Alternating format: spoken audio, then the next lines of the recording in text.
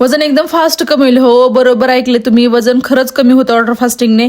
मी आठवड्यातून एकदा water fasting करते आणि केली पण होती. आपल्या बॉडीवर काय परिणाम होतात वॉटर फास्टिंगचे मी तुम्हाला आता सांगणार आहे. आपल्या बॉडीला शरीरातील विषारी द्रव्य बाहेर टाकायला खूप वेळ मिळतो.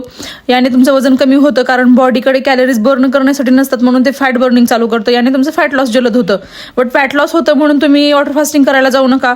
वॉटर फास्टिंग तुम्हाला सहन होते का याचा पण विचार करा, कारण प्रत्येकाची बॉडी वेगळी ट्रीट करत असते, प्रत्येकाची शरीर रचना वेगळी असते. सो वॉटर फास्टिंग तुम्हाला सहन होईल का नाही याचा विचार करूनच करा. वॉटर फास्टिंगमुळे आपल्या पचनसंस्थेला पण आराम मिळतो. यामुळे तुम्हाला फ्रेश हलकं पण फील होईल. याने आपली मेंटल हेल्थ सुद्धा खूप मस्त राहते. हा माझा स्वतःचा एक्सपिरियन्स आहे. आपल्या बॉडीमधला महत्त्वाचा अवयव म्हणजे यकृत, याला पण आराम मिळतो.